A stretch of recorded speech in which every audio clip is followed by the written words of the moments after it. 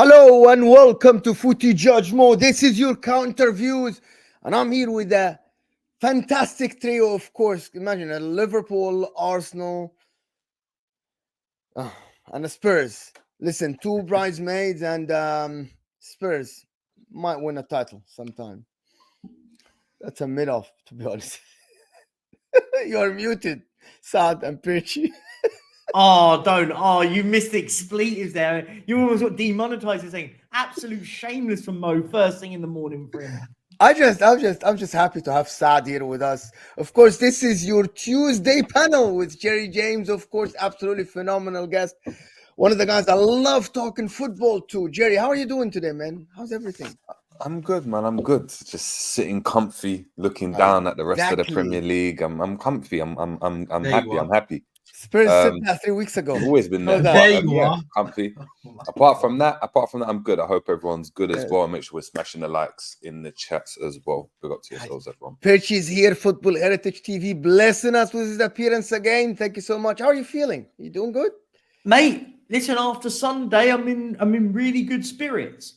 I'm in really, really good spirits, mate. 100%. And Saad is actually, Jerry deserves to be up top of the table. And Saad is here with us. Saad, welcome to the counter views, my man. Happy to have you here with us. Appreciate you being here. How are you feeling? I'm good, man. I'm good. I can't lie. Listen, the chase is on, yeah? The chase is on right now. Yeah? I'm ready. I'm chasing these, man. I'm like a wolf that smells blood, yeah? I'm not going to use the shark because that's the Man City thing, yeah? I'm a wolf right now. I'm chasing. I'm waiting. I'm smelling blood. I'm looking. I'm like a hound. I'm ready to take that top spot. You chased anyone down before? You chased anyone down before? No. But this is why this is my first time, so I'm already gonna start by running first. I might make some mistakes along the way, but inshallah we're gonna make it. We're gonna make it. I have a feeling this season, something about it. It's nice, you know what I mean? But big up everybody. I think this is just takes us to the title race if you guys want to talk about it, because like seriously, let's just start there. And I want to just talk about it. Liverpool and Arsenal. What are you guys feels about the weekend? How did you guys feel about this weekend before we talk about the Champions League and Man United and stuff? Jerry, this weekend, Crystal Palace game was a little bit uncomfortable. You won the game. Do you have the feeling of a champion though? When you watch Liverpool, do you have the feeling of a champion at all? Honestly, no. Honestly, if I'm being honest, no. I mean, I know what the standard that Liverpool have had to achieve to go and win titles and to win Champions Leagues and so, and we're definitely not there. But then I look around at our rivals, and do they look like champions? Do City look like the City of old? Do Arsenal look as good as they did last year? I'm not too sure. So it's a very interesting season. I was at the game at Palace, and it was a terrible game to watch. Absolutely terrible. I think the only thing that happened in the first half was a yellow card for Ward. Anything of note, it was really, really poor. And of course, that whole penalty situation. Apart from that, really, really poor. But Liverpool got lucky, and you can look at it both ways. You can look at it and say Liverpool got lucky, or you can use the mentality monsters tag and throw that at Liverpool and say that they've got the mentality to win games somehow. So yeah, it'll be interesting to obviously see where we are come the end of January. But we're in a good position, man. I didn't think Liverpool would be here, but we are here, isn't it? So that's where. How are people seeing Liverpool still? Like we spoke about this, and I'm gonna get Perchy's opinion about Liverpool. How do you see Liverpool now in terms of like chances of winning title now? And it's a very, very valid and good point that Jerry raises. Is the others, maybe Liverpool don't look as convincing, but they are consistent. But the others don't look consistent, and they aren't look absolutely amazing like Arsenal and Man City. They all look the same, to be honest. But Liverpool are the most consistent. Do we still have the same thing that it's a given thing that City will win the league, or the probabilities or the chances of Liverpool or Arsenal winning the title change for you, especially for Liverpool?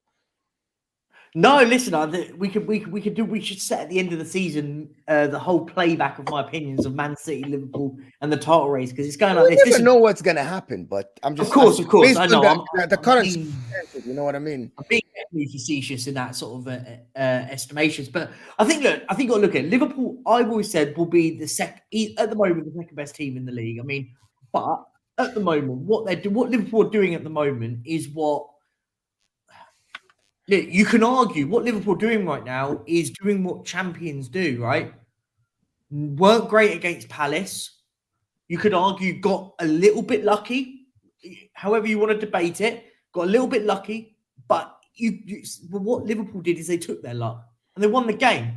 They don't care about player getting sent off for Palace. Palace leading most of the game for the period of it means nothing. Liverpool got the 3 points. They move on to the weekend, and I've always said I think if Liverpool are gonna win this title, it's all because of one thing: their dynamism in the final third. I think they're brilliant in the final third. They do need to recruit in January though, and I think if they go and get a top centre half in January, you could go. Do you know what? This Liverpool side could go and win the league this year, but anything can change. They go and win 2 or 3 on the bounce, don't win in the next 2 or 3, and then Man City win 3, and Arsenal win 3. You go, well, it's completely changed again. So football can change over 3 games, right?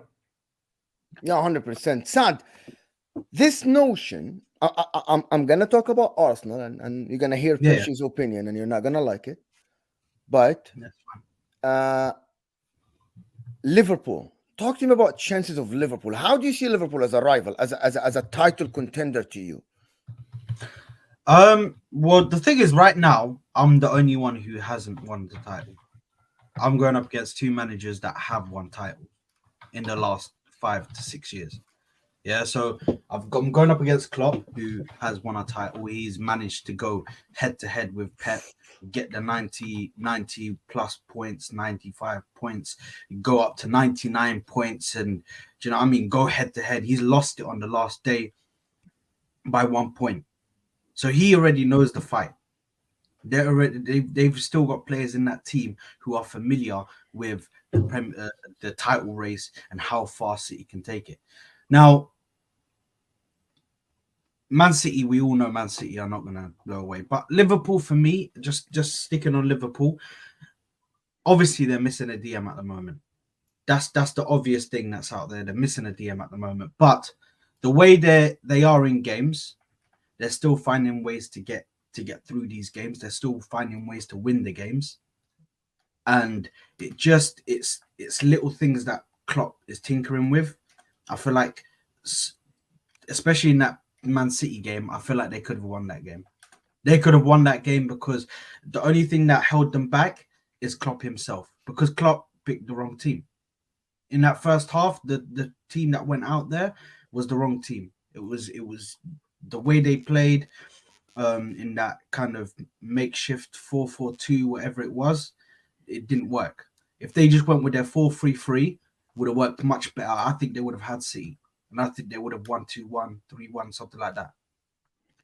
But for Liverpool, they're definitely in the title race. I feel like this is probably going to be the most entertaining. Just breaking news, guys. I think Haaland is out for a while. For the people in the chat, I think I just read that Haaland is out for a while. But that's brilliant. I took him out of fantasy football. Magic. Hold on. Like the titles in Football 365. I'm reading the title, people, for the people in the chat. Guardiola told Man City could sign a new striker to replace injury Haaland as the injury update emerges. He's probably out for... I hate that, to be honest. I wanted to see Man City with Haaland because, to be honest, Man City fixed everything to play with a striker, and now to ask Pep Guardiola to change everything because Haaland isn't there, it's kind of, to be honest, I think it's unfair. It's if Mo Salah gets injured for Liverpool, I'm like, okay, this is really just unfair. You know what I mean? This is Kevin De Bruyne is injured, Erling Haaland's injured. That's not good for competition. Yeah. We've got Alvarez. These are the news, Daniel. You don't. I'm literally reading a headline. They think I am reporting the news. I'm not. I'm reading headlines. Headlines might be wrong, of course. People, like to gaslight stuff. Yeah. But in my opinion, this is big news. So to go back to what we're talking about, does that change everything for anybody? 6 weeks? No, Eight? changes nothing. No, see, I It don't. changes. No. Yeah, I'm actually going to counter on this one. It Yeah, does go at the ahead. moment, and the reason why I say it is it's massive because where's the biggest schedule in football? December, January, right? December, January periods when it gets busy. Like, let's be fair. Look, there's still 5 games until the new year. That's 15 points. By the way, I think with or without Haaland, I think Man City is still a very, very good team. But Haaland's the guy that wins your games. But in are the they, time. Perchy, are they the best in the country without Haaland? What is a tough question? But people are like, I don't know. No, because you've got to factor in The everything. defense is leaking goals, but you don't have Haaland. But you've got to remember they've had injuries elsewhere, right? The likes of John Stones has been a massive miss for them. Kevin De Bruyne has been massive. So I'm putting it into context. If you put everyone fit for Man City minus Haaland, are they the best? Are they the best team in the country? Yeah, but not that the gap's different now. It's much closer. I think Liverpool are much closer, and Arsenal are much closer as well to them too. I think based on form, they're not. I feel bad for him. Like, He was yeah. injured got last when week. you say because they haven't been fully fit all season though. No, they haven't. But if they're not fully fit all season, then you still have to look at it and say this is the City that they're going to be. There's been plenty of times they've had injuries before and they've dealt with it quite comfortably. I think. Look, Haaland's a massive miss, but they haven't been convincing with their performances with Haaland in there as well. Yeah, that's fair. Taking that's a Haaland out, now you're lacking that goal scoring edge or that fear factor. It's interesting. Like me and Mo, I think myself, me, you, Perchy, and Mo were debating. Obviously, City. I think this was before the Aston Villa game where Mo was like, "Look, Aston Villa are going to win," and I just didn't believe it. I didn't want to believe it. Nah, listen, I wish I took the bet that Mo told me to take. He told me so badly to take, and I wish I'd have won a load of money, but he's got. Exactly. But yeah, no, you are right. No, you are right. Listen, I think Man City at the moment are going through a bit of a lull. But the one thing I think that I always stand on this, and I stand by it, and everyone goes, "Oh, you just think about the past." What does happen in the past, right, is Man City will just go and win a load of games, right? But can they do it without Haaland? That'll be the good question, right? It'll be good to see what happens. And maybe, just maybe, that's the difference maker. That could be the difference maker, right? I'm just gonna come in here because I completely disagree. I think City, this changes nothing for them. The fact that Haaland is out does not even affect them in any way, shape, or form at all. Yeah. And I'll tell you why. Because Alvarez can go into that striker position. Yeah. And then a player is coming back for them. We're forgetting about Kevin De Bruyne. Yeah. Kevin De Bruyne is the one that is, let's face it, he won them the title last season. Because in both games against us, who were the challengers for them, and we were sitting up top, in both games that he came to our stadium, he was the deciding factor, not Haaland. It was him. He made sure he scores the important goals for them. Like, yeah, there is this whole thing about De Bruyne, and he's never about in finals, and he always gets injured in finals. But for me, De Bruyne is the one who makes the one who makes the change for them. If De Bruyne comes into this squad, I think he brings everyone together. And he gets the engine working again. He gets the engine working at full capacity. So I can't, as long as Haaland is in there, as long as De Bruyne is in there, I can't count them out. I think this won't change them at all. But you see, that's where I actually think you're wrong, because De Bruyne for me was at the turbocharge in City. City's always been a well-oiled machine. They've had De Bruyne on the bench. De Bruyne has been injured before. He comes back in January, and then he's just that top up that helps them win those games against Arsenal. He scores those winning goals. Right now, they're not operating well together as a team. They needed a last minute goal to go and beat Luton. It looked as though Luton might get a draw out of that game. Heck, might have even won that game. Do you know what I mean? Had things gone in their way, a few little throwing decisions and stuff like that. So De Bruyne is now coming into a team that's not performing at its optimum level, coming to a team where Haaland isn't there. Remember, the team is now structured to go and play much more direct than they did a couple of seasons back when they didn't have a striker, where Haaland wasn't a factor in the team. And, you know, they had Gundogan playing as a false nine. They had this player playing as a false nine. Now, Alvarez is a top player, but he's no Haaland.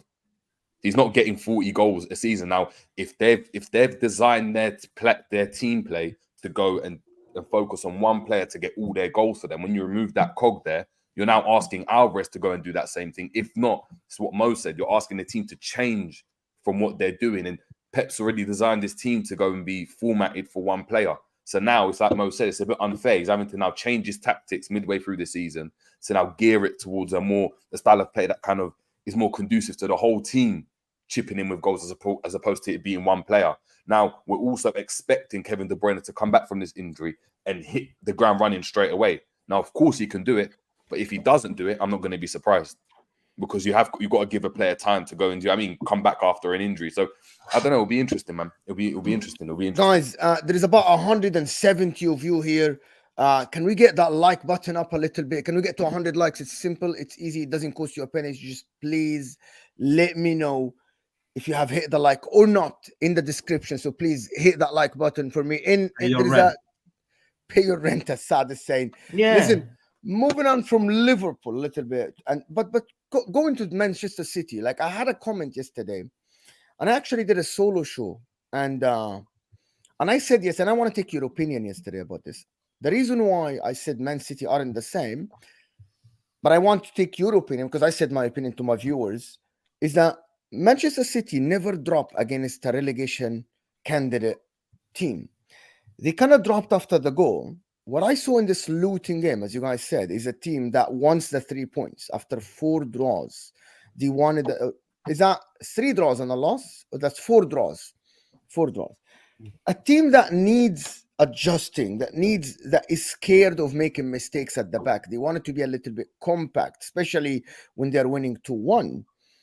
Not very compact. They didn't give them 70%, but it was Luton 55% ball position to 45. If I tell anybody 1 year ago that Manchester City will play Luton and for 25 minutes this will be the position stats, they'll laugh at me. They will definitely laugh at me, no matter what stage of the season that is. That's my point. And also, I've had a brilliant comment yesterday from Mad Hatter, one of the viewers that has been watching me for a while, and he's telling me that he thinks the board is screwed up in the summer. And that's why Pep Guardiola is trying to find the right combination. And that's why Manchester City fans, most of them are asking for reinforcements in January. Something I have not seen over the past 3 years. I've never seen Man City fans go and say, by the way, we need signing in January. The only time that happened when Cancelo left and they needed a replacement for him. But no time I've seen Man City fans asking for for signings in January. And that's my reasons. Do you guys still think that this Manchester City still the same as before? And this is just a slow start. Or you guys think that they need reinforcements as much as Liverpool need reinforcements and Arsenal does? Do we think they need reinforcements in January? Yeah, I think they do. I think they do. I think everyone really does. I think the key bit. Sam is such a fraud. He's such a fraud, man. Just Sam, put 100 quid in, and then we'll see what happens. There you go. Whoa. Someone put 100 quid. I am leaving the stream. Yeah, there you go. Exactly. There you go. 100 quid. 100 quid in. £100 100 quid super yeah. chat. There you go.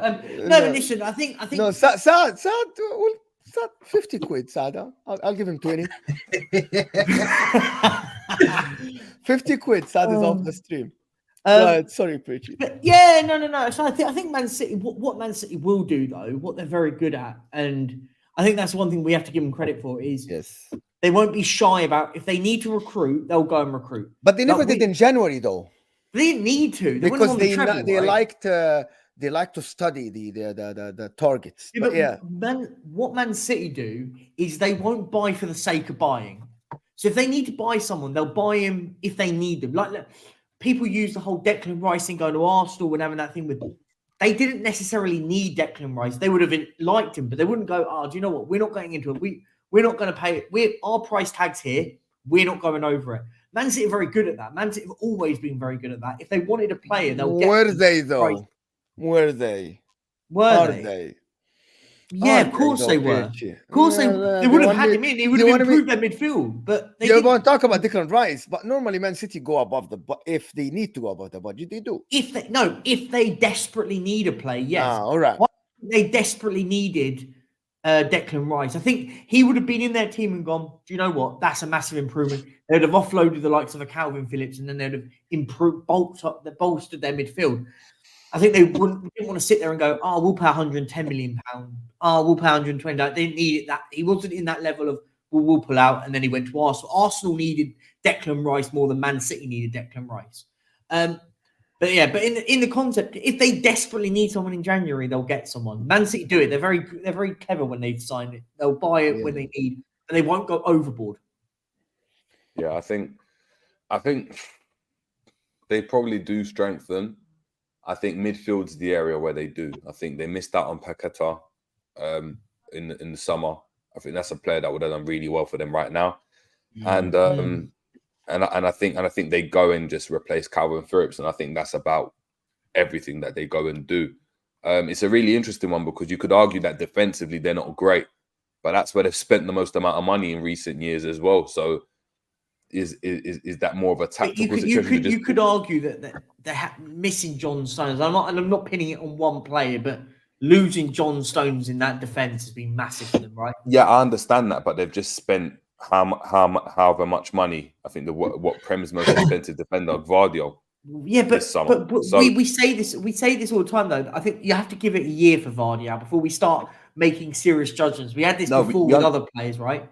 We understand, but I think if you spoke to a lot of City fans, they would have told you that they expected Vardy to come in and have if you had to put them on a spectrum and have the Maguire impact of coming to United and the Van Dijk impact of coming to Liverpool, you'd probably pander towards the side of, all right, Vardy's going to come in and have that Van Dijk impact where he enables them to go and play the way they want to play. He can play in the centre, can play on the left.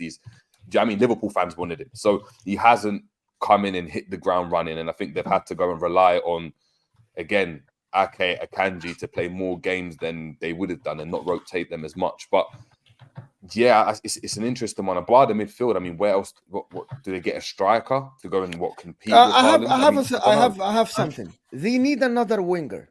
Manchester City. I was just about to say. Read my mind. Really? Read my mind. Yeah, they need another option when the matches come when they are going in all competitions. Remember, they have actually 3 natural wingers only. One of them is not actually a winger. We are all screaming for Phil Foden to play behind the striker in the 10. So they actually don't have natural wingers other than Jack Grealish and Doku. Julian Alvarez isn't a winger. He's gonna play a striker now because Haaland is out. And Bernardo Silva is a midfielder. He's a winger last year, but he was always tucked inside. So they might need a winger, another option. What I mean, it's not a hole in the midfield. It's not a hole in the midfield. In the starting 11, but it's an option that I'm sure maybe Pep would love to have. Because they actually don't have an actual right winger, like a Mahrez right winger. You know what I mean? Like a Doku left winger on the right side. They don't have that yet. Who would you get? I don't know. I would go and get Bukayo Saka. Bro, that's never happening. Hang on a minute. That I would do, you know what I mean? I'm not gonna lie. You can't say never. That would be the best chess move I've seen in football for a long time. It would never happen. That would never happen. No. You can never say never. Don't say Never say never. Your best player went to left for Barcelona. Your best yes, that's perfectly fine. That's perfectly fine. He left for Barcelona. Didn't Arsenal lose all of their top players to Man City? No. Hold on. Saka will go nowhere. Firstly, Saka was gonna freeze, will go nowhere, and then delete my number, delete the messages, leave the channel. You know what I mean? They report this video. Saka's gonna report this channel. This channel is spreading lies and chaos. Bro, this channel is not good for football. Oh man, I'm spreading it, man. Saka the City #on. Boycott Mo's channel. So someone in the chat must be one of those that can do the editing when they can edit a Man City shirt on Bukayo Saka and I send can do it that, to Mo Perchy. on I can do Twitter. that. I'll send it to you. I'll make There we one. go. We'll look send at it these in the guys. chat. Look There at you these go. guys teaming up, man. Look at these guys. But The no, one I'm but Here's a fighting good maybe- with, question though. and my brother. No, someone put a let good- Saad respond. Let's Go on, mate, go on. we got Saad. Go ahead, Saad. Firstly, that's blasphemous, and there's no way it's happening. No way it's happening. Bukayo Saka won't go. They've already turned down offers from Real Madrid and all. Why are they going to accept an offer from Man City? It doesn't make sense. Money talks. Second, Money yeah, that's talks. fine. If they want to drop 300 million, that's fine. But we'll see what happens in it. But yeah, just on the winger thing. Do you think Bukayo Saka is worth 300 million or because that's Arsenal to Man City? What? No, that's the price for January transfer window. You know what I mean? No. In the middle of the season. Arsenal take half that. If half gets offered, No. If Man City went, we're going to put 150 million pound on the table for Bukayo Saka. Cash. I'll tell you the truth and honesty, and nothing against Arsenal here. I don't think 150 million will move Bukayo Saka from Arsenal to Man City. You don't think 150 million? Not from Really? Arsenal. Okay, so let me just finish. You don't take the word as it is, Perchy. Just listen to the end. Hey, I listen to the words you say, my friend. Yes, but listen to there is a caveat to it. Because it's Arsenal to Manchester City. If Real Madrid comes with 150, Arsenal might think about it, and I doubt he will leave in January. But because it is Manchester City, if Manchester City tomorrow offer Liverpool 200 million for Mohamed Salah, Liverpool won't sell him, even though Mohamed Salah isn't worth 200 million. The reason why it's direct rival, because you're looking at marketability, you're looking at the league, you're looking at everything. I don't think he goes. Like the fact that it's like, imagine it's not even Spurs, it's Arsenal and Liverpool. They're direct contenders for the Premier League. You are asking them in January to give up their superstar for 150.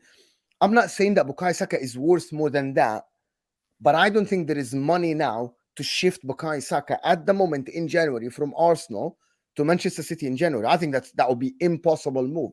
It's not going to happen. No matter how much money you offer Arsenal, I don't think Arsenal board accept it. Because I'll tell you what, even if Man City offer 150 now, if that's how they value, Arsenal will say, we'll hold on to him now, and we might be able to sell him in January in the summer to somebody else. There you go. There you go. People, it's official. Looks like a league winner. It's actually official.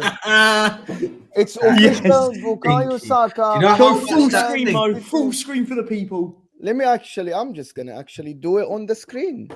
People, this is it. It's Why happening. don't we just get Salah and put him in a Man City shirt? I didn't know Why don't we you get did that, Salah Jay. and put him in a Man City shirt? That's fine. Why not? I think Saka's a better fit. No. But let's go back to younger. the serious talk. Yeah, I wanna need give- the right I wanna winger give my option. because I want to go wanna on give my option. Arsenal. Yes. Okay, Cool. let me give you exactly who Man City could bring right now in the right wing, who would automatically bring them danger from that right side. Yeah, there's a man that they let go a while ago. Yeah, by the name of Leroy Sané He's a left winger. at Bayern Munich. plays No, on the he left, plays yeah. on the right wing. He plays on the right wing. For Bayern, he plays on the right. For Bayern, he's been playing on the right wing. They bring him in, and he plays in that right wing. I think he changes that right side for them, makes them dangerous. I just don't. I hear you. Again. I just don't think he goes. I don't think him and Pep have the greatest relationship. They don't click in it. That's the only thing that That's I'm why I don't thinking think about. he'd go. Is You the know what? relationship severed from previous? I don't think he'll go back. I'm not sure it is, but I think it was. I think his name was Nico in the chat. But a great comment. Do you know who player would be good? The lad that plays at Sociedad, Kubo. I think he's a top player. Oh, the Asian, The Japanese lad. He Japanese, is yeah. a top. He's one of those wingers that. And I'm not saying they sign him. But he's a sort of signing that Pep Guardiola signs, and everyone goes, "Oh, why have they signed this kid from Real Sociedad?" And then he becomes absolutely incredible. I'm not saying it's specifically him, but you know what I mean. They bring in a player and you go, "Oh, who is he?" And then he goes and he's amazing. He's I think a top if it player. is a player, He's one I want think at Spurs, by the way. Yeah, I think if they do sign a player, I think it will be in the mold of a Kubo, It will be a player that can play in multiple positions. And So Michael they can Elise. play him in midfield. Yeah. So you go and look at, for example, like I'm talking about Paqueta, right? Paqueta enables them to go and play differently, so they can go and play him out on the left if they want to. Yeah. Here you go, people. It's happening. Bro, It why is did happening. It's happening. Bukayo Saka to Manchester City. This is Credit shameless. I to respect it. Journalist Jerry James right here. Absolute That's shameless. I shameless. respect There it. we for go. saying. But so I think it will be that type of player. It will be a player. It will be another Bernardo Silva type of player, a player that can play on the wing and be equally as effective as playing in the midfield, because I think it sorts two issues for them and gives them a different. It gives them options in midfield. I don't think he trusts Matheus Nunes. He hasn't really played this season. Kovacic is that player that comes in, but I think he's still getting to grips with how City want to play. And we know about Calvin Phillips. He's just surplus to requirements, to say the least. So yeah, it's. I think it will be. I think they're going for Paqueta, if I'm being honest. I think West Ham have got Kudus in now, and I think as a result, it frees up the space for Paqueta. I want to talk about, okay, so I want to shift from Manchester City, Arsenal Football Club. Lost to Aston Villa.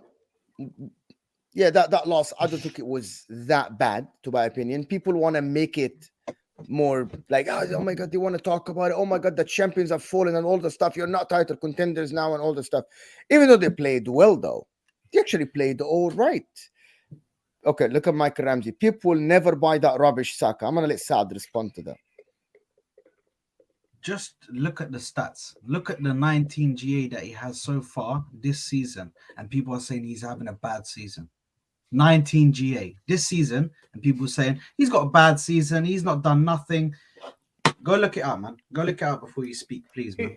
We don't want to hear no shit. Obviously, he's had a bad season. I don't think anyone said he's had a bad season. Have they really? I think he's been all right. No, he's not a big game player. PERCHY, you're not hearing it. I don't need. I know people. I like him. Everybody has said to me, "Oh, Saka started real slow this year. He's not been the way he was before." But he's got 19 GA in all competitions. Obviously, we're talking about before it was in the Premier League, but now it's in all competitions. So big up to my boy Saka, bro. I don't want no one taking him away from the club that he grew up in. Yeah, he grew up in this club. This club is his heritage. His blood is red, obviously. Yeah, but let's go to Arsenal and talk about, like, guys, 270 of you here. Can we get the likes up a little bit, people? It makes a massive boost to the channel. It helps the channel move to new people. So, guys, hit that like button for us, please. Saad, the Arsenal Football Club. Are you convinced, though, Saad? Yes. You are convinced you can win the title? I think we can win the title. Yes. And I believe we is will that win because you are good or because the rivals are no good? Jerry Not actually is necessarily. very honest. Jerry said we're not good, but the rest are not good, but we're more consistent. But you guys, you are saying we're amazing. You're good. The rivals not being good helps us. All right. Because it's kind of made the gap a bit smaller from where it was last year. Because I was going up against City, and City is amazing. Obviously, Jerry, you were going against City as well. They're an amazing team. The gap was way bigger before, in regards to quality. So City really coming back, or making the gap a bit smaller, is something that helps us. But just based off of the games since we brought Trossard into that left 8 position, and seeing how many chances we started to create, has given me hope. Because when we started the season off, we weren't creating as many chances as last season. We're still not clinical, but I'm hoping the more chances we create, the more goals we can get, and we can win these games. But this Aston Villa game, obviously looking at the result was a loss.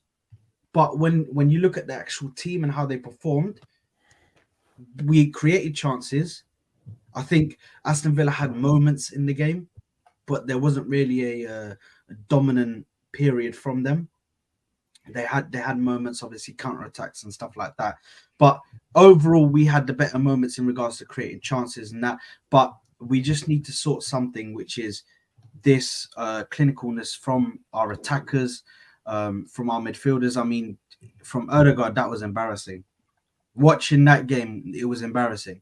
As the captain, you should be putting one of those chances away, at least one. But yeah, just looking at the team at the moment, I've got obviously Tomiyasu being out at the moment is not helping because he was kind of our Swiss Army knife in the defense. Like he could play centre back, he could play left back, right back. Anywhere you put him, he'll put in a shift for you, and it will be an 8 out of 10, 7 out of 10 performance. Do you know what I mean? So I think going into this January transfer window, if we can bring in a left 8, if we can bring in a midfielder that can help us create chances, help with the defensive duties, we need to replace Xhaka because that gap or that Xhaka shaped hole is still open and it's still empty. So if we can replace a player like him and bring in a player like him, I think we can be title contenders. I think we go to the front of the line, and I think we can win it, even without a striker, without a clinical striker, because you create more chances for you to get a goal. And listen, the goals are going to increase if you're creating more chances. So I believe if we can get a left 8, we can bring in that left 8. That's probably the most important thing I'm looking at the moment, because I can't bring a striker over a left 8 at the moment in a January transfer window, because I don't think we're not creating enough chances. Yeah, come on, bro. Yeah, do you think, just want to ask Sal, because I won't know, I'm not an Arsenal fan. Would you say that you've had to sacrifice being as defensively solid as you potentially were at the beginning of the season, which people were praising you for, saying that you're now more defensively but now this more expansive type of football where Odegaard's creating a lot of chances, you're creating a lot of chances, but now defensively it looks like you can go at a team, whereas earlier in the season it seemed as though Arsenal are a team that, they might not be as kind of fluid going, but defensively they're just, you're not scoring against them. Is that fair to say? I think losing Tomiyasu, because a lot of the when we started and we were defensively sound, Tomiyasu played a big part to that. Mo's shaking his head, but Tomiyasu did play a big part to that, because Tomiyasu was able to play right back for us at times when Ben White was out. He would put in performances in there. He was also able to play left back, and he was actually doing a better job at left back than Zinchenko in the season, because he was able to go forward and put in a shift. He obviously going forward defensively. He's top, man. He's top. I think right now with us bringing in Trossard, putting him into the midfield, that might make us a bit more. It might make us a bit more. What's the word I want to use? We can get out. We can get got at more. In our one of the problems that Arsenal has. One of the problems that Arsenal have is it's either Kai Havertz plays and he's further forward next to Jesus, and Odegaard is asked to play a deeper role a little bit than what he can, and he cannot do that defensive work. And Odegaard isn't a deep line playmaker. Odegaard cannot get the ball from the defense and drive forward. Odegaard can't drive with the ball. It is something that people don't want to see.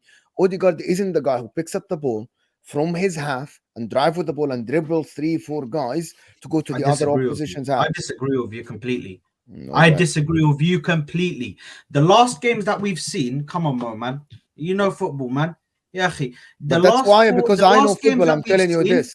No. The last games we've seen, I've seen Martin Odegaard's best performances because he's been able to drop deep, pick up the ball, and you're not listening to the next. You're only listening to what you want, Sad. Okay, you're only listening to what you want. I said he's not good in picking up the ball and driving forward with the ball. He can pick up the ball and try to pass. He isn't the guy who drives the ball because he isn't as quick, right? And he isn't physically as strong. Martin Odegaard is very good and a cheeky passer around the 18. He is one of the best in the business, right? I'm not taking that away from him.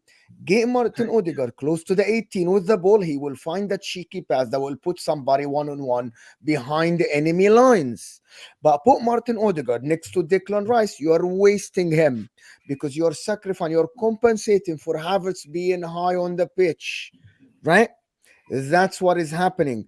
Everybody's seen it. Everybody's talking about it. Arsenal fans don't want to talk about it. But that's what Arteta is doing wrong. Because when Martin Odegaard was close to the 18, he can give you 3 or 4 clear-cut chances per game. But he isn't doing that because there is no Xhaka to cover with next to Declan Rice. There is no Xhaka to cover Zinchenko on that left side, right? So Odegaard has to drop. That's why Odegaard had to defend against Ross Barkley in Luton. This is why Odegaard had to defend against John McGinn in Aston Villa sometimes. This is why Martin Odegaard had to go into physical battles, a duel, which is not his game. That's the problem. I'm giving you the problems. You're just not. I can agree. Arsenal fans just don't want to but listen to them. Hold on, but And this is my point of view. They might not be certain- true, but debate them, right? No, but to a certain degree, I can agree with you because I think Martin Odegaard, when it comes to duels, that isn't his game.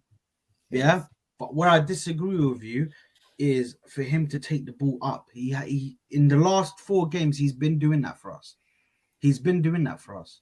When you go and look at the game where Trossard plays in the midfield, it changes Odegaard. Odegaard becomes like a different player when Trossard is starting in that left 8 position. For some reason, I don't know Odegaard whether is able to I don't know help whether- him. I don't know why, but yes, I see. Yeah, but I don't know. I don't know whether it's because Trossard is moving up and moving into an attacking position. So maybe he offers an extra pass for Odegaard. Yeah. He might offer an extra pass. Let me get an through extra the super avenue where chat. he can get it through. Let me get through that. Bobby K, he's a member. I don't think that's for me. I think that's for somebody else. Oh, it's not. But big up Bobby. He's on one of Yeah. ours. So yeah, big up Bobby sharing it out. So yeah, everyone over at Football Heritage TV watching, make sure you're over and subscribing to Mo. Make sure you're doing that. We can. Chris Pistol, thank you for the super chat. Appreciate you, buddy. Thank you so much for the super chat. He's saying we can win the league. I don't know if we will. I want to tell people this. If anybody presses you to tell you that stupid question, but are you going to win the league though? I think that's a stupid question. Nobody knows the future because they want to just clip you. They want to take it over you. If you say it as a joke, yes, but don't get anybody to tell you when you say I can win the league, but will you do? Will you though? Will you win the league? It's like, what does that even mean? Will you? Do I know the future? Do I know that the decisions go? Do I know that all my players will stay healthy? Like, I think this is a stupid question, to be honest. Like, I think that the most, are you gonna contend? Do you have enough?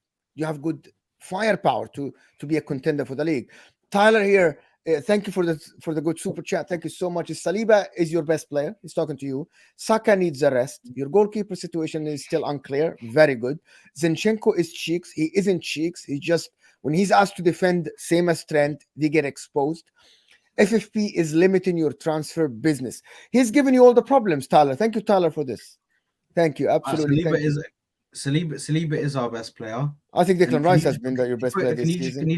Can you just put that? Yeah, here you go. So he said Saliba is our best player.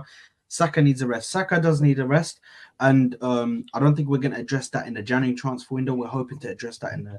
Why am I talking like I'm Arsenal? But they're trying to address it, I believe, in the summer window, the whole Saka situation. Because for me, Saka, he's trying to put Reece Nelson in that position on the right wing, which I don't think works. The goalkeeper situation was handled terribly. I can put my hands up and say that myself. I don't understand why it was handled like that, and I feel like it's put both keepers in a terrible position mentally because they don't. Raya's playing, but he's like, oh, if I make mistakes, am I going to get dropped? Am I this? And then he's making mistakes while thinking, oh, I don't want to make mistakes and trying to think too much about it and not just playing his game. Ramsdale is just mentally gone. I feel like he has no confidence at all. And FFP, bro, I don't think there's FFP really affects us that much at the moment. Yeah, I'm not sure, to be honest with you guys. There's about almost 300 people here on the channel, so hit that like button for us, please. I'm not sure if there's any more super chats, but I wanna move on to Spurs a little bit, right? Ange Postecoglou's back. I actually said that if he didn't win that game, he should have been under pressure. but he won the game, and he adapted. He didn't just go full guns blazing. He adapted. So he's learning. So I said it yesterday on the terrace.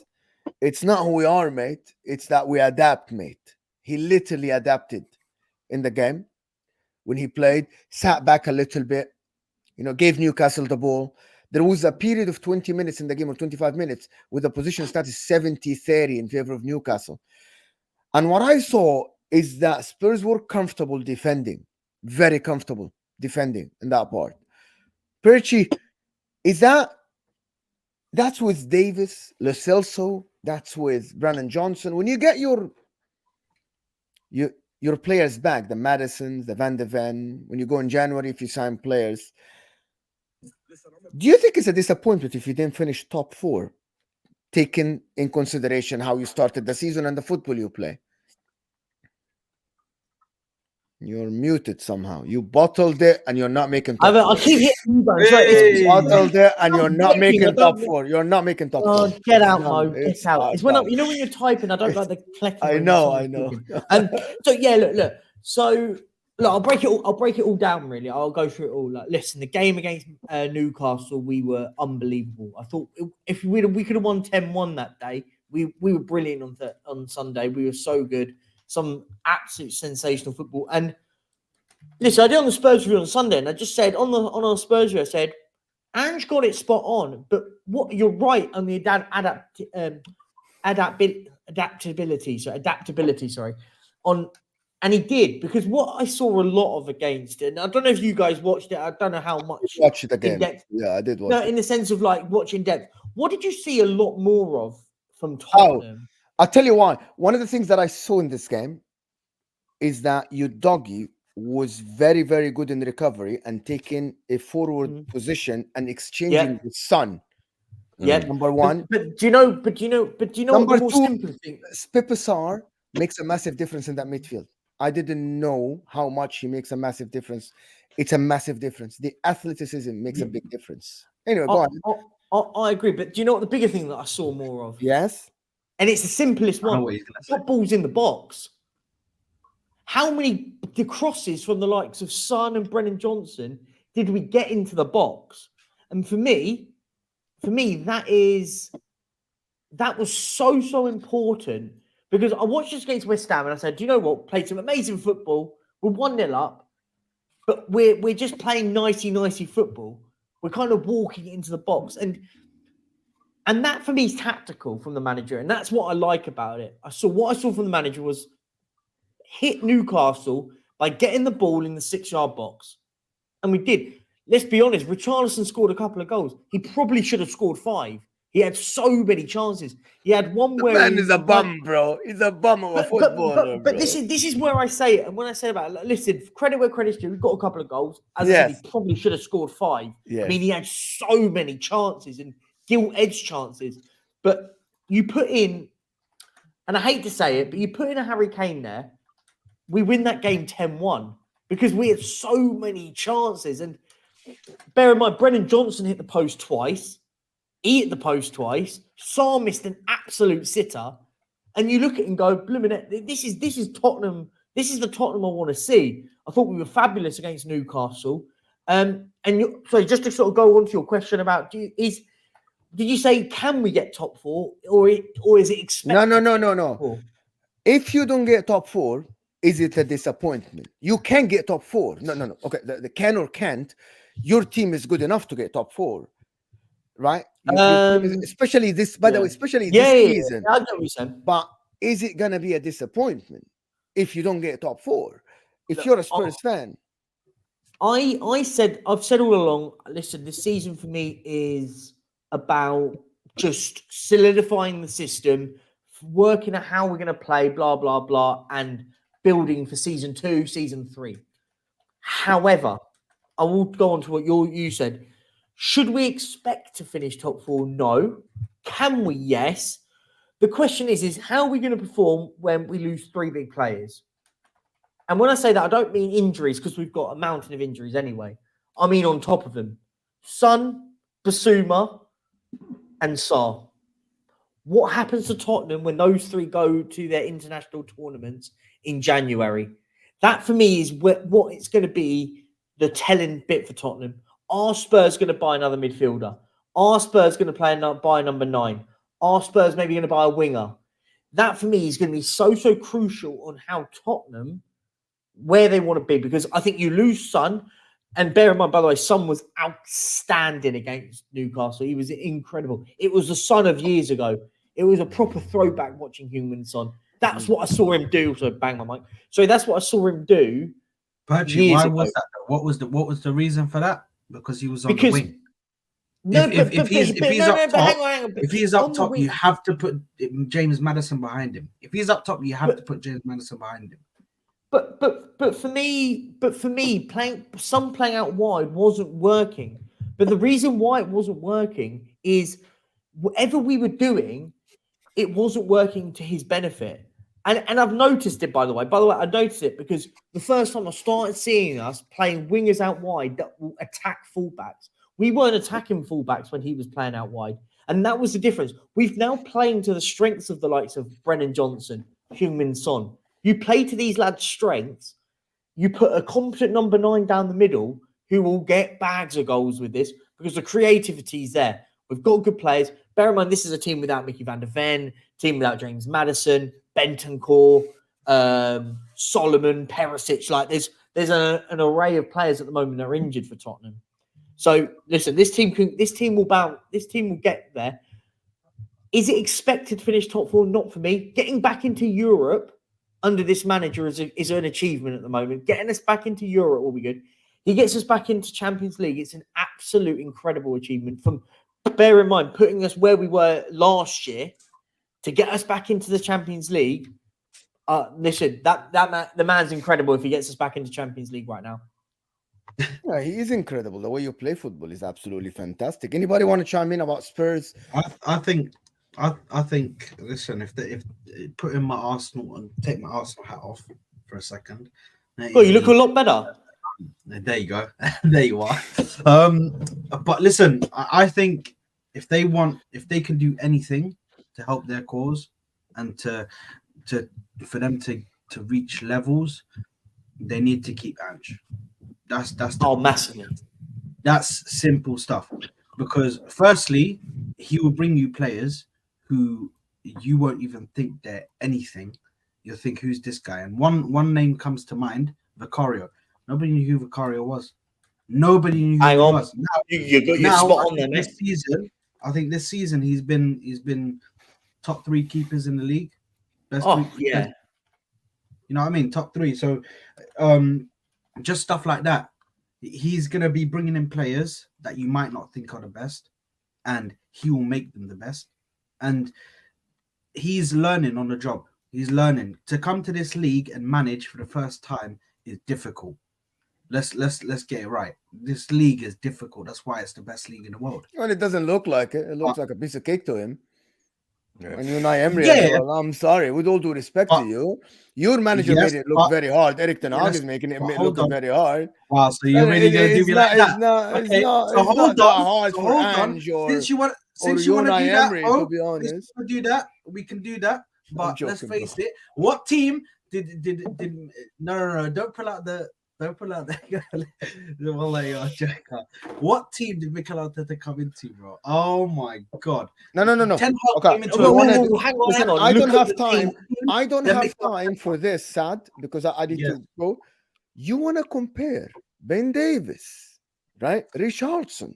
No, I was talking about Ozil and Aubameyang and Lacazette. You want to compare the bombs that Spurs have? Bro, Spurs have players. They said they're not even playing for top 10. Some of the Spurs fans wanted everyone out. Everyone. Oh, no. I think Pedro Porro and Emerson Royal were labeled the championship players.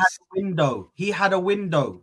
Bro. He had a window to bring players in. Sorry, I can't hear this. Mikel Arteta finished 8th, 5th, and then 2nd. It's taken him to spend nearly £1 billion on players to get to this level. And listen, by the way, I think he's doing a good job at the moment. Not Oh, criticizing. he's doing a great job. 100 Yeah. million. He's doing a great job. But Ange has come in and bought Vicario, Van der Ven, Maddison, Solomon, Johnson. Am I missed anyone? I think that's the 5, right? We've had a Do you say Udoji? Can we No, not? Udogie I was, don't want to. Can Udogie we? was signed the year before. We had him on loan. I'm gonna give this debate a minute because I really don't want to go. It was a joke, Sad. It was a joke, and you I know. don't bite. Like it was a joke. Just move on.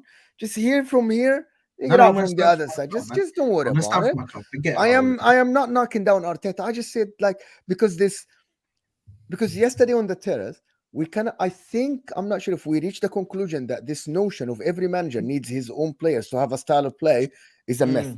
It's not true. Bang on. You can Mo. you can agree. absolutely play. You can play your style of play, and the players make mistakes. Pep Guardiola did it. Ange is doing it. Unai Emery did it. And then you can say, now, yeah, I need my players now. By the way, Jurgen Klopp did it. Jurgen Klopp played it with shit players. He tried to do that. But anyway, go ahead, Sad. Talk about Spurs. Sorry, I'm sorry to cut you off. Nah, it's all good. Ange Postecoglou is Listen, doing a great job, better than the way- Arteta's first season. Okay. You were saying that. You were saying That's that. fine. No, That's you fine. weren't. You didn't say that. Go ahead. So we can sit here and we can argue, but we'll forget about that argument. Yeah, we'll forget I'm about joking. that. I'm joking, bro. That's another video. No, Mo. I see what you're doing. So that's another video that one day you can get a bunch of Tottenham fans. We'll get a bunch of Arsenal fans, and I guarantee you, our squad was worse. But anyway, Khalas, we leave that. We leave that for a side. When I'm saying for him to come in and get used to the league, it's okay. What have I just done to my mic? Can you guys still hear me? Yeah, can hear you, mate. I fucking hate this mic. What I'm saying though is it's not been smooth sailing. It hasn't. In the last few games, he's hit a brick wall and has had to find a way to get over it. That's what I'm saying.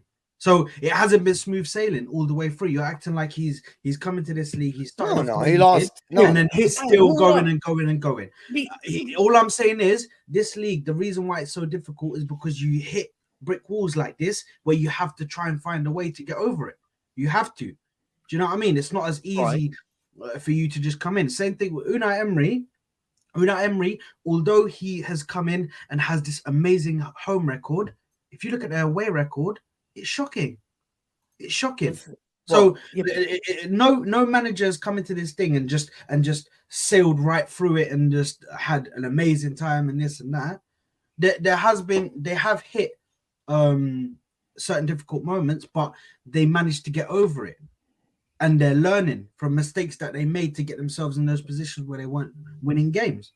Do you know what I mean? That's all I'm saying. But the fact that Ange is doing that and he's learned from his mistakes, he's learned to change. Because I think even in that game against Newcastle, for a bit they sat a bit deeper than they were in the first half. Which is progress. I'll be honest. Against Newcastle, we had all the ball in their half. So I don't think it's like that, to be honest. In the second half. In the second half, you actually drop. Listen, I want to do the last part. I want to speak about Manchester United for a bit. We don't have a Manchester United drip. But I want to. We should do a while we're speaking about Man United, we should also do a Champions League preview, If they for you, I didn't want to do a Champions League preview for you and Manchester City, top of the group. It's all right. Nobody cares. You don't want to hear about me going and having to play the kids. Come on, man. So Ruel Waters is getting his debut today, mate. Scenes if he scores, mate. Ruel Waters, mate. Ruel Waters, man. We have no idea who that is. Ethan Nwaneri, bro. Ethan Nwaneri, bro. He's getting his debut today. If he scores, scenes, mate. Scenes. The Champions League. Yeah. I guarantee you there's like 15 people are going to watch that game and 15 people are going to watch the City game tomorrow or 12.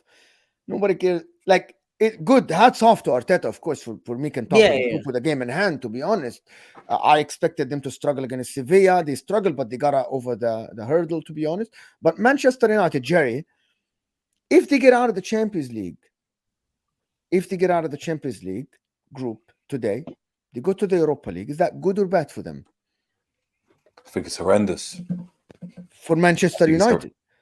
I think it's horrendous if Wow. United end up in the Europa League, because I think they're better off. I think they're better off just not being in the Europa League at all. If I'm just talking from a neutral perspective, I think more games, more opportunity for them to stumble, for them to, do you know what I mean, fall flat on their face. It's what's going on right now. I just let that performance on the weekend.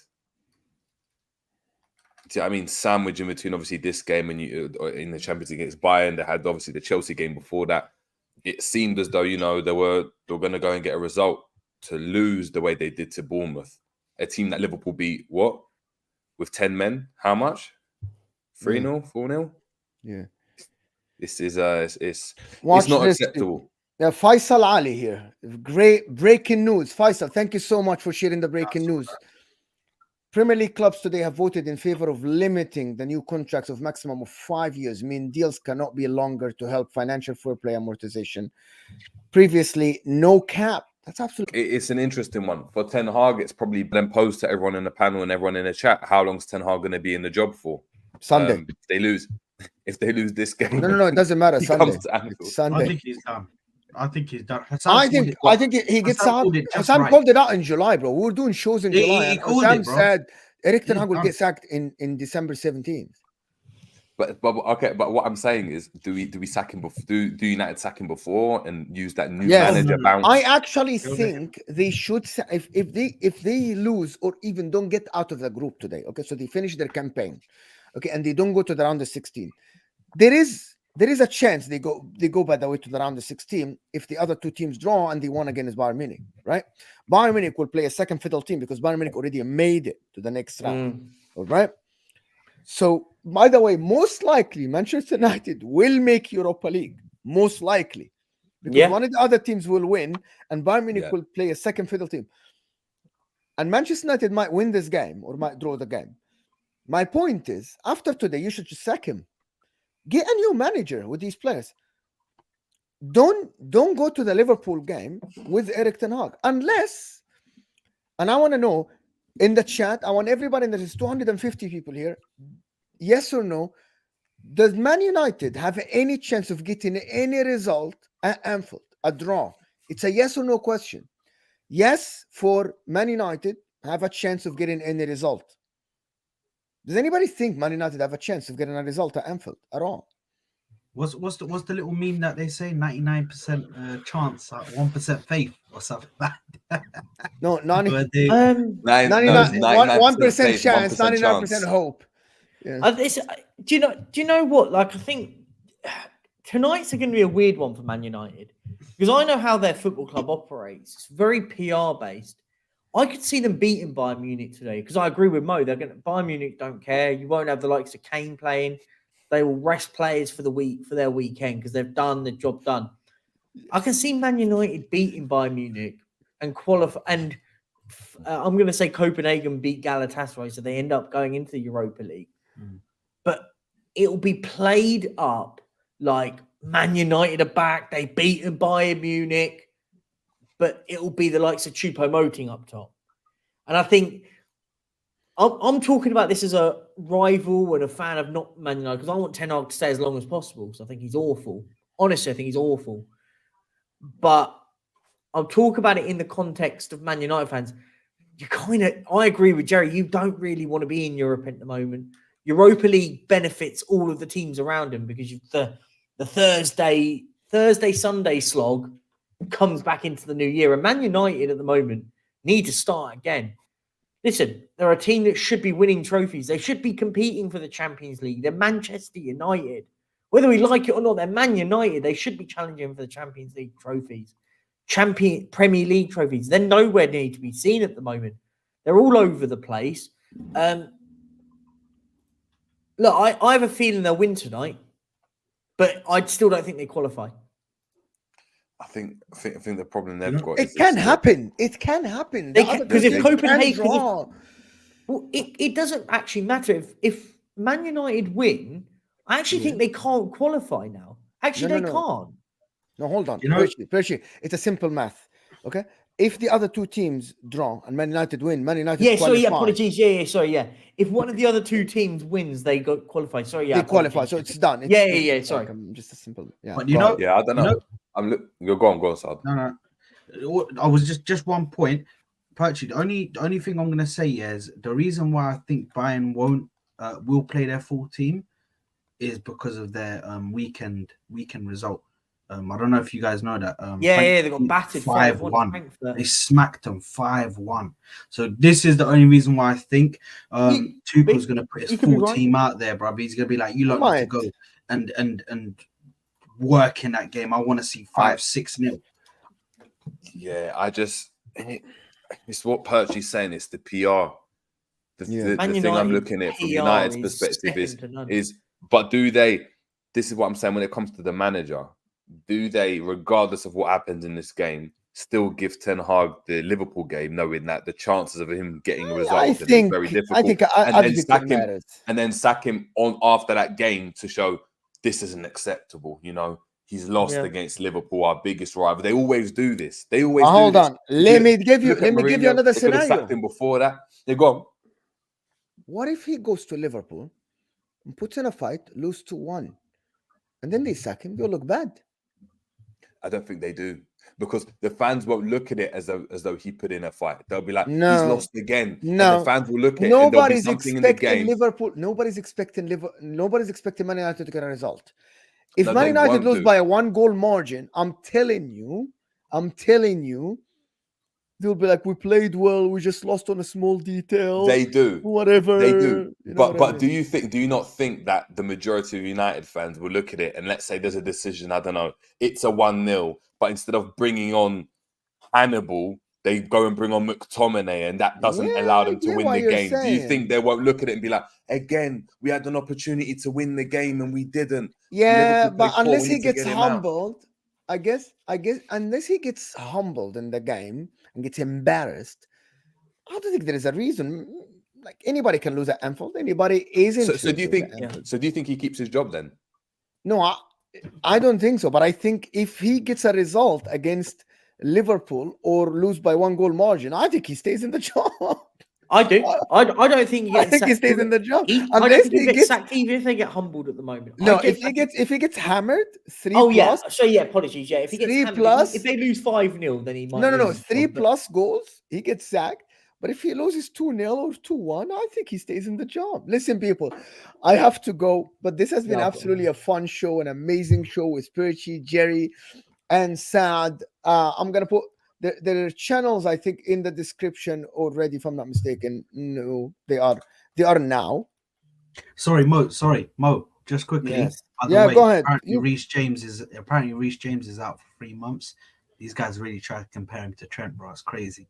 It's crazy, bro. In the streets, his injuries have been awful, bro. He's injury prone, bro. That's fucked. To play one game and then go out at half time, bro. 3 months, bro. Listen, people. Man. I wanted just to tell people, don't go anywhere, people. This will take you to Husam's stream, or he's done his show. This is football, so don't go anywhere. Stay on this stream. It will take you automatically to Husam's stream. I want to thank you guys. Thank you, everybody, for being here. Appreciate you, boys. And hopefully we'll see you guys soon. And I'm not sure if I say good luck to Man United or not tonight, because I actually don't know what's best for them. Thank you, people, for watching. Hit that like button before you go. We're 10 likes away from 200. I appreciate you, people. Thank you, Perchy. Thank you, Jerry. Saad, I appreciate you from the Football Corner. All the channels are in the description at the moment. It's easy to give them a sub, but stay on this stream. It will take you to Husam's stream. And people, we are out of here.